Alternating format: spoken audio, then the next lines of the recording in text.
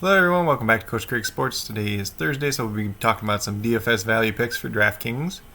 I'll be mentioning names at each position, values that I do like. If you play on a different site other than DraftKings, whether it's FanDuel, Monkey Knife Fight, any of the other ones, just keep in mind these names, see how they're priced on your respective slate as well. We'll start off at the quarterback position. First, generally I like to stay under $6,000 for my value picks here, but I got two before that mark. And the first one's going to be Teddy Bridgewater, $6,400. He actually plays tonight. He had over 300 yards, 2 touchdowns versus the Falcons a couple of weeks ago. Look for more of the same this week as the Falcons' defense is not very good overall. He's a pretty safe floor for his price. Then we have Carson Wentz for $6,200. He goes against the Dallas Cowboys defense that's been awful so far this year. And it's definitely a good upside game for him. He does offer some rushing upside as well. One of my favorites is Derek Carr, $5,500. His price has pretty much been this low all season. I don't get it. He's thrown multiple touchdown passes in 5 out of 6 weeks, and he's been very careful with the ball as he only has 2 interceptions. Goes against the Browns that just gave up over 400 yards to Joe Burrow last week. So definitely could be a very good value pick in DFS. Then we have Jimmy Garoppolo. He goes against Seattle's defense this year that's been giving up a ton of yards. Garoppolo himself hasn't been that good since his return for injury, but it's definitely a positive matchup and definitely one that he will probably have to throw the ball a ton in. So at $5,400, he could be a value. Then last but not least, we got Sam Darnold, $4,800, and he's just the cheapest quarterback this week. They're heavy underdogs in this one, so you should have to throw the ball quite a bit. I'm not sure if he's going to be too successful. I know Steve Spagnuolo likes to blitz quite a bit, so let's see if they're able to protect Darnold or not. Then we'll move over to the running back position. We'll start off with Leonard Fournette. He's actually coming in at $4,900. And they go against the Giants this week. Not the worst run defense in the world, but not the best either. Fournette and Ronald Jones were essentially splitting carries last week. If they're ahead early in this game, maybe Fournette gives a little bit more run. So for $4,900, he could be a decent value as well. Then the next two I got, I'm going to pair together. J.K. Dobbins, $4,600, and Gus Edwards, $4,400. Mark Ingram has that sprained ankle. I don't expect him to play this week. They'll probably give him another week off. So these two guys will probably split carries. We'll have to see if Justice Hill factors in at all. He's been inactive all year. But I expect Dobbins and Edwards to carry the bulk load of the carries. And Edwards is probably my favorite one here as he is cheaper and he's seen more carries and usage overall in the last couple weeks. Just keep in mind they do go against the Steelers this week, so it's not the greatest matchup in the world either. Probably my favorite running back value pick of the week is Zach Moss, and he comes in at $4,400 as well. He goes against the Patriots defense that's given up 100 yards in back-to-back weeks. He's going to be splitting about 50-50 with Devin Singletary, but I would not be surprised if this was his big breakout game. Then we got LaMichael Pirine, $4,300. He saw 70% of the snaps last week. They're going to be playing against the Chiefs. He is more of the pass-catching back than Frank Gore is, so he should have a very big role in this game. He should put up decent points relative to his price tag. Then we got Damian Harris, $4,200. This might be the cheapest he is for a while. The Patriots' offense is looking pretty bad, so they're probably going to use him a little bit more in this game, especially against Buffalo that has been giving up a little bit more rushing yards in recent weeks. So for $4,200, you could definitely do a lot worse. Then we'll go to Adrian Peterson, $4,000. He is slowly losing his role to DeAndre Swift a little bit, but he's still getting touches. If he scores a touchdown, he definitely could be worth it for $4,000. That's the minimum price for running backs. But if he gets that touchdown, he definitely could be worth it. Then I'm going to pair these two guys together as well. So I got Travis Homer, DJ Dallas, $4,000 a piece. Chris Carson has a mid-foot sprain, and he's likely to miss. At first they said it'd probably be like a 2-week injury, but now he's a game-time decision. I don't expect him to play. Carlos Hyde has a hamstring injury as well. I wouldn't be surprised if he misses. Travis Homer did injure his knee. He's got like a knee contusion, knee bruise type of thing. So it might be DJ Dallas' job this week. And for $4,000, the guy that's going to get the bulk load of the work, especially in a very good offense, that has a lot of value. But if Homer plays, he's definitely in play as well. If Carlos Hyde plays, then we kind of throw these guys out the window. If Chris Carson would somehow play, we throw these guys out the window as well. And last but not least, we got Tevin Coleman, who's coming off of IR most likely this week for the 49ers. And he could step right in and be the lead back right away. So for $4,000, he's definitely a value.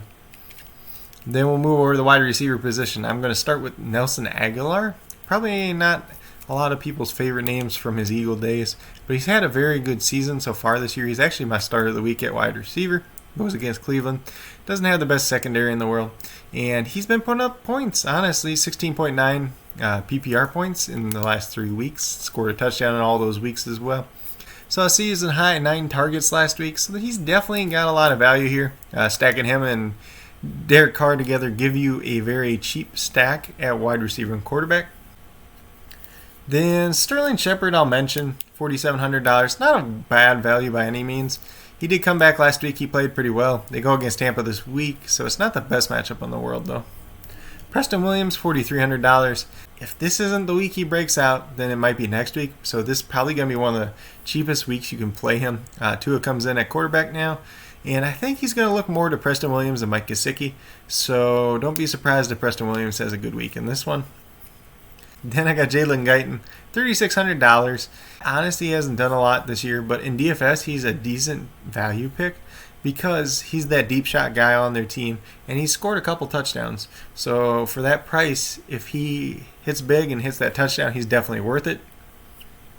Then I got Darnell Mooney next at $3,500. Bears number 2 wide receiver at this point. Allen Robinson is in concussion protocol. If he would miss, could be a big week for Mooney. I know him and Nick Foles haven't had very good chemistry, but if the opportunities are there, he could definitely produce for $3,500.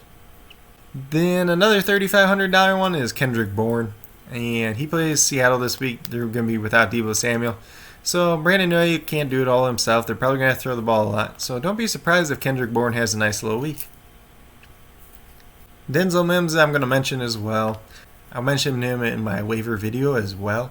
And he comes in at $3,200. Saw 7 targets last week. Played a lot of snaps. They could be without Jamison Crowder and they could be without Brashard Perriman in this one. They're playing the Chiefs, so they're going to have to throw the ball, try to keep up. And he might be the last man standing. So he could have a little bit of value there for $3,200. I'll mention Marcus Johnson for $3,000. Before the Colts bye week, he had over 100 yards receiving. Kind of like their third receiver at this point in time. But for $3,000, if he does anything, he's definitely worth it. Then, last but not least, we got Carter Hodge. And he is $3,000, plays for the Browns. I know Odell Beckham Jr. is done for the year. I know a lot of people are talking about Higgins. And if you're in like a redraft league or something like that, Higgins makes a lot of sense. Hodge makes a little bit of sense in DFS since his price is the floor at wide receiver. And if he does anything, he could really be worth it. He's expected to return from IR this week, so we'll have to see how he works his way into the offense. Then we'll move over to the tight end position, and honestly, there's a lot of decent plays at tight end this week. Jonnu Smith comes in at $4,100, goes against the Bengals this week, which is a great matchup. Hopefully he's healthy, hopefully he can play the whole game, and he should be able to produce in this matchup. Then we got Richard Rodgers, $3,900. Goes against the Cowboys defense, so a very good matchup for him as well. Maybe you can stack him and Carson Wentz together. But he was very productive last week, 6 catches for 85 yards. Look for more of the same this week. Then I got Trey Burton against the Lions this week. And he had a very good game before their bye. I think he's going to be Philip Rivers' favorite target in this offense. So look for more of the same from him. $3,500 is definitely a good value.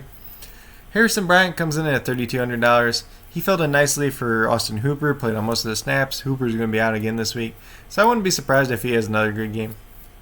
Then we move over to Irv Smith Jr., and he comes in at $3,000, which is actually a pretty good value at tight end. He's been playing more lately, seeing more targets in the most recent weeks, so for this price tag, he could definitely be worth it, especially in a matchup where they're going to be trailing the Packers and have to keep up.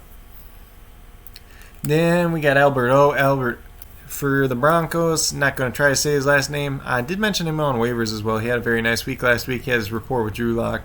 And this could be a game where he factors in once again. Then last but not least, this one's more like a flyer pick, honestly, is Dalton Keene for the Patriots. He go against the Bills this week, who've been hit or miss against the tight end. This should be a little bit better now that they got their linebackers back. But Dalton Keene and Ryan Izzo split snaps last week.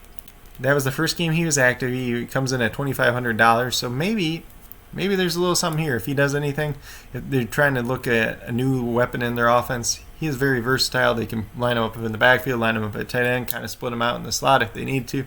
So he definitely has a little bit of value here. Then we'll move over to defense, and The defenses I'm looking at, I'm going to go from lowest to highest in terms of price. And the Dolphins coming in at $2,400. They go against the Rams this week. It's not the best matchup in the world for a defense, but it's probably the cheap one I like the best. Dolphins defense has looked improved in weeks. And the Rams could be without Henderson in the backfield this week. So let's see how that all plays out. Then I got the Titans, $3,000 against the Bengals this week. Bengals could be without two of their offensive linemen. Joe Burrow is still a rookie. And without Joe Mixon, it could be a very, very good matchup for the Titans. Then I got the Bills, $3,300 against the Patriots. The Patriots' offense has looked awful for 2 weeks in a row. The Bills' defense could definitely take advantage of that. Then, last but not least, that I'm going to mention in this video is the Eagles, $3,500 going against Dallas, who's probably going to be starting a rookie quarterback in Ben DiNucci, 7th-round pick out of James Madison. And they're pretty much playing a backup offensive line, so it could be a field day for the Eagles in this one. But with that being said, these are my DFS value picks for DraftKings this week. If you guys have any other DFS picks that you like this week, if you have any value picks that you like as well, be sure to leave them down in the comments. Let me know what you think about the guys that I did mention. Like I said, if you play on a site other than DraftKings, just keep these names in mind, see how they're priced out on your site, and go from there as well. There could be different value picks on your site as well. I know your sites do price slightly different. If you guys liked and enjoyed this video, please give it a thumbs up. If you haven't already subscribed to the channel, please consider doing so. It helps build the community that we're trying to build here at Coach Craig Sports. And if you are a new or current subscriber who has yet to do so, also hit that notification bell that's down below to let you know every time that I post up a video. Like I've been saying, post up about 5 videos a week with the top performers on Monday, waiver video on Tuesday, Wednesday is the Thursday night football matchup preview, start sit for that game, and then Thursday is this episode, the DFS value picks for DraftKings, and then Friday I go through every other remaining matchup and do starts and sits for each team. If you guys need to reach out to me for any reason at all, feel free to do so down in the comments at CoachCraigSports@gmail.com, on Twitter at Coach Craig Sport, or on the Coach Craig Sports Facebook page. But with that being said, that's all I got for today. Hope you guys all enjoyed this video and have a great rest of your day.